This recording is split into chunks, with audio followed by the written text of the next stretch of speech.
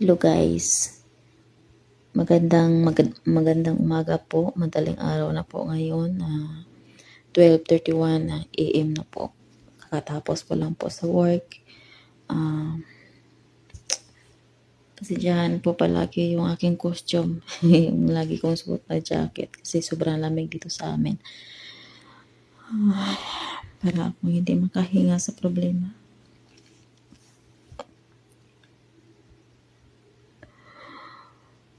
Ito lang guys, may sasabihin ka ako. Saglit, ilang minutes lang to kasi parang hirap ipaliwanag yung mga naramdaman at nasa isip kasi ngayon lang to nangyari sa buhay ko guys, sa tagal ko na dito. Ano po guys, paano ba explain? Yung mandatory bank account po kasi dito sa ngayon, ano yun, request po ng government dito. Kasi, ano po kasi yung bank account guys, mandatory yan dito kasi gusto ng government na makita nila yung nakaipon na sa bank yung yung sahod ng mga kasambahay kasi dito sa banda dito. Wag ko na lang hindi ko na lang banggitin kasi hirap kasi banggitin yung dito. Kaya sa madaling salita po, ngayon lang po nade-delay yung sahod ko kasi noon sa 8 years ko po dito, ang sahod ko kasi guys, update tsaka advance. Cash on hand talaga. Cash talaga kung matatanggap every sahod ko, every month. Ngayon, buti na lang at may ipon po ako kunti. Nung January, hindi pa nabigay yung sahod ko, pero alam ko naman na ibigay yan. Kasi ipaidadaan yan sa bank. Kaya, hindi ko pa natanggap hanggang ngayon yung sahod ko sa January. Nung pinapadala ko sa mga anak ko is galing sa ipon ko yan. Budget yon para sa papagawa ko ng bahay. Kaya, napadala ko yung ipon ko sa mga anak ko kasi marami silang project sa school. Maraming mga bayarin na, syempre, alam nyo na, pa-end na yung pagtatapos na yun ng nila. End of the year na po sa school, di ba? Kaya, ang anak kong bunso, magtatapos sa elementarya this year. Then, yung panganay ko din, magtatapos din ng senior high. Nagkasabay po yung mga anak ko mag-graduate. Kaya, hirap guys na parang masikip sa dibdib na marami kang isipin. Tapos, nag-iisa ka lang. Tapos, wala kang malapitan na hingian ng tulong. Sobrang hirap yung mag-isa ka lang sa buhay guys. Sobrang hirap.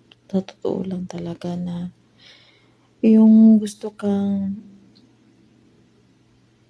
may kausap, gusto kang anong tawag nun? Ang hirap i-explain eh. Hindi ko akalain na kasi napanood ko sa mga advocate kasi maganda daw yung mandatory bank account para makapag-ipon at yung amo kasi daw na parang yung iba kasi hindi nagsasahod sila ng buwan-buwan, yung iba hindi sinasahuran kaya ganyan ginagawa ng government na nag-mandatory bank account. Kaya ako nadamay ako sa ganyan at pinakahit ko talaga yun kasi hanggang ngayon hindi pa natapos-tapos yung pagpapaluap. Failed pa rin yung bank ko. Sobrang hirap guys. Yung gusto ka nang matulog pagkatapos ng trabaho kasi sobrang pagod puyat mo, tapos iniisip mo pa rin yung pagpa-follow up mo, tapos hindi ka makalabas ng bahay, hindi ka makaalis na mag-isa para ayusin yung kailangan mong ayusin, kailangan mong magsunod sa kanila, kailangan mong mag-wait sa kanila kasi may trabaho din sila. Hintayin mo na matapos yung duty nila, antayin mo na ikaw na naman yung susunod na schedule. Tapos, pagpunta mo doon sa office, wala pa rin, di pa rin na okay. Kaya, minsan makakapag-comment talaga ako sa mga nagpo-post ng kailangan na mag-mandatory na bank account. At actually guys, hindi lang po ako na nagpunta doon. Marami kaming mga kasambayan doon, nag-apply din. Tapos, pinapaulit na yung 3 beses na ako nagpalit ng bagong number para ma-okay. Okay naman yung upshare ko, okay naman yung kama, passport. Lahat po okay po yung lahat document ko, hindi po siya expire. Kasi yung ikama ko ma-expire yan March, then renew ulit. After ma-expire siya, magre-renew na naman for 1 year. Every 1 year kasi yung kama ko na renew. Kaya, okay naman yung mga document ko, pero nagtaka lang po kami kasi lahat na po na mga machine na pinupuntahan namin para maging okay. Tapos nagpunta kami doon sa bank, parang okay. Nagpunta na kami ng Stacy. Nagpunta kami ng yung bank mismo sa bank office. Yung kahit gabi na pinupuntahan namin para ma-okay. Hanggang ngayon guys, hindi pa. Feel pa rin talaga kahit anong gawin namin. Sabi ko sa sarili ko, yung mga ipon ko, yun po ang kinuha ko padala ng aking mga anak. Kasi ako po lahat yung pinagkatiwalaan at ng mga anak ko. Pinagkukunan ng lahat-lahat ng kanilang pangangailangan. Hirap maging single mom guys. Tapos may ama sila, minsan lang po nagbigay. Kahit may pera, bigyan sila konti, marami pang sinasabi. Hirap guys, akala nyo okay lang ako dito. Kaya sobrang, kahit may karamdaman po ako, pinakapakalma ko lang yung sarili ko kasi kahit anong gagawin ko, wala akong malapitan. Manghingi ng tulong para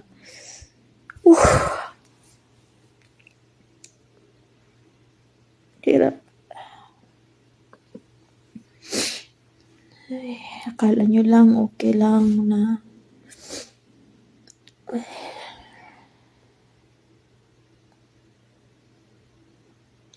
sobrang hirap yun. Humingi kang tulong, walang tumutulong sa'yo. Pag ako ay may problema, wala akong malapitan. Tapos pag ako ang lapitan, ang lambot ng puso ko.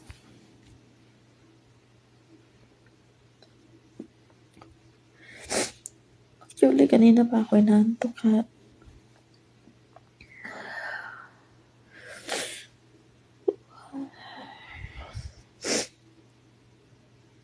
Minsan ba, sabi ko sa sarili ko na, saan na ako lalapit? Sama pa yung pakiramdam ko kasi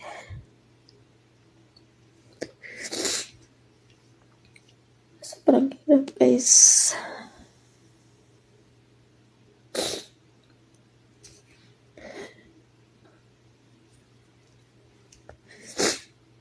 Hindi easy maging isa sa buhay. Hindi mo alam kung saan ka lalapit kapag may problema ka.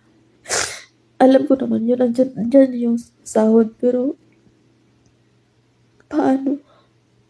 Hirap. Alam ko naman yun na yung sahod ko ibigay naman talaga. Ang yung inaantay lang kasi na ma-okey yung bank account ko kasi kapag hindi po idaan yung sahod ko sa bank account ko mismo, maka-penalty ng 3,000 po yung amo ko. Tapos kapag magmamatigas, yun yung sabi, puwede silang idemanda tapos ganyan yun, natakot sila ibigay sa akin ng cash.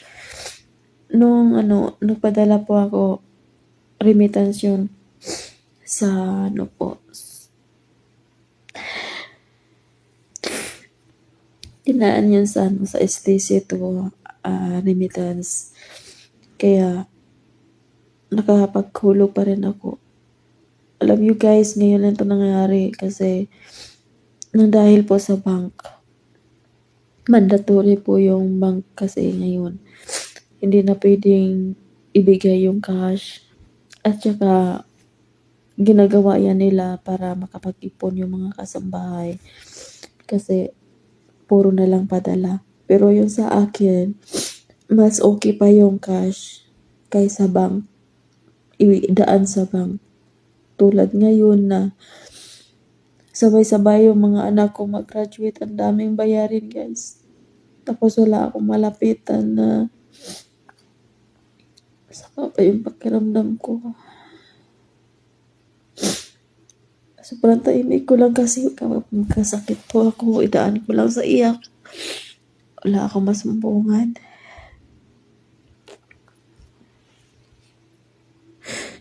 Minsan makapag-isip na po ako na masama, lalo na ni araw-araw ako mag-isa dito. Magtrabaho sila, mapasok sa school. Habang nagtatrabaho po ako, tumulo yung luha ko sa mga problema ko kasi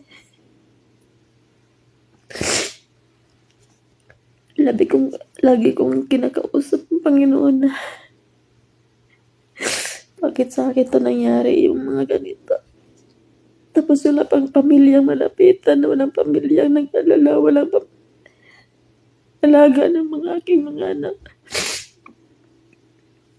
Ang hirap. Akala niyo lang kapag single mom ka, pag wala kang karamay sa buhay, akala niyo okey. Marami pang manghusga sa'yo. Hindi niyo alam ang mga pinagdaanan ko kasi tahimik ako.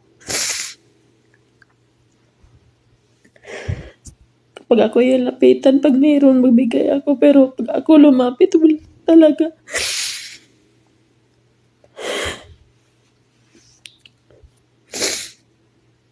Social media lang yung pinapalabasan ko ng sama ng loob kasi wala akong masumbungan.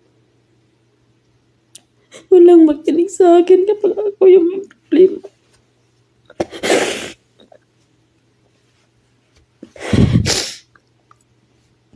Sobrang hirap po.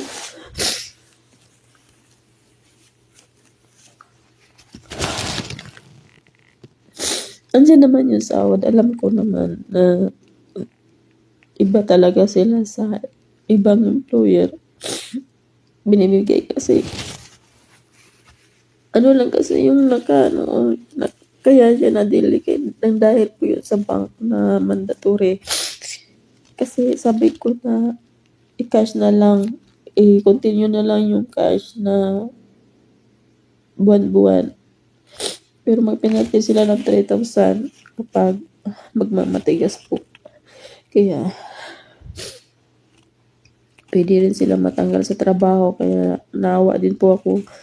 Pero mas kawawa po yung mga anak ko kapag wala akong padala.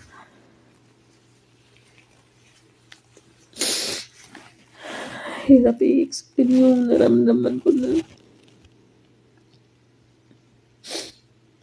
saan ako lalapit kapag hindi pa rin ma-okey yung bangko.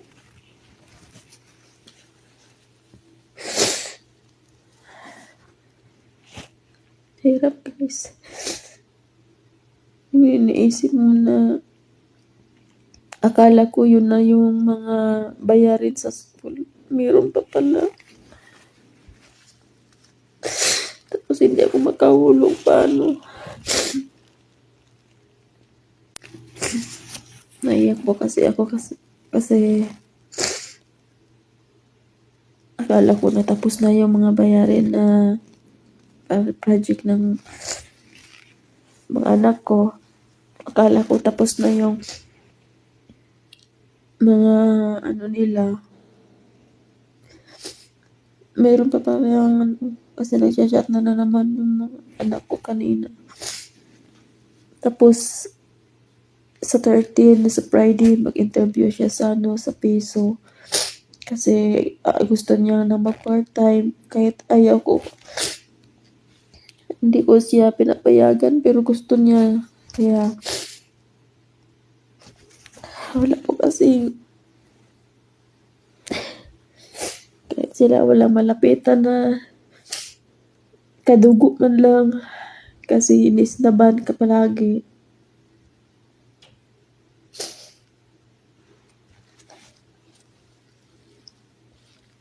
Hirap guys pag malambot yung puso mo pag ikaw yung nilapitan, di ba?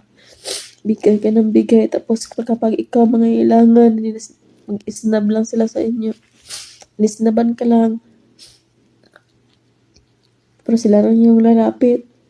Magtampo agad kapag wala kang ibigay sa kanila. Kapag ikaw may kailangan, okay lang sa kanila na masaktan ka. Hindi pa tutulong, iusgahan ka pa.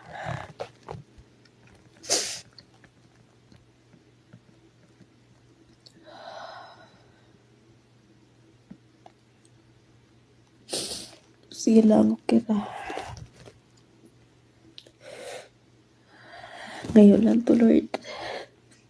Magsubok lang to.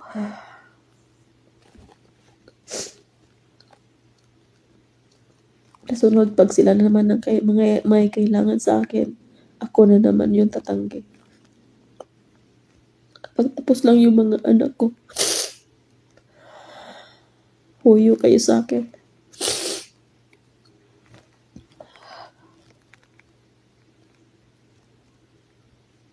Hindi ako umiyak na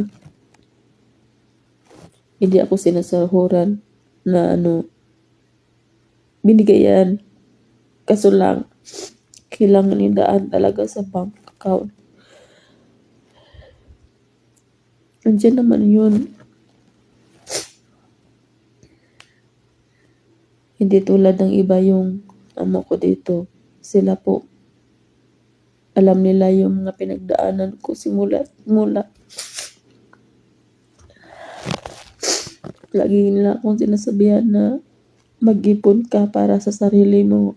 Para umangat ka. Huwag kang na dyan ka lang. Dapat umangat ka habang ikaw hinusgahan. Sinisiraan ka sa social media. Alam nila yan. Pati yung nung may taong gumamit sa account ko, mukha ko nilagay sa kanilang profile. Ni-screenshot ko yan at binigay ko sa aking amo. Nung nakaraang taon. Pati yung pati yung YouTube ko, pina-private nila. Sila yung na-private sa YouTube ko. Sa account ko, kinuha nila yung cellphone ko at siya yung siya yung ng aking mga account para hindi ma-hack, hindi palitan ng iba. Kasi kinukuha po talaga yung mga picture ko, kaya kung naalala nyo yung nakaraang buwan na nagpo-post po ako na hindi ako famous, pero laging kininanakaw yung mga picture ko at ginawang profile. Totoo yun. Kaya ni-report ko yun sa amo ko at ni-report ng amo ko dito. Akala nyo lang hindi ako pinoprotektahan po ako dito. Kahit anong problema ko, sinasabi ko sa kanila, lalo na ganito. Kaso tulog na sila. Akala nila natulog na ako. Pero hindi nila alam yung kasi pag ganito po talaga na makita nila akong umiyak, niyakap talaga ako pumasok yan dito pag alam nila na umiyak ako kasi alam nila yun na may anak ako nag-aral at alam nila nag-iisa lang ako sa buhay. Kaya alam ko na umakyat na sa taas. Kaya yung pinipigilan ko yung luha ko kanina pa.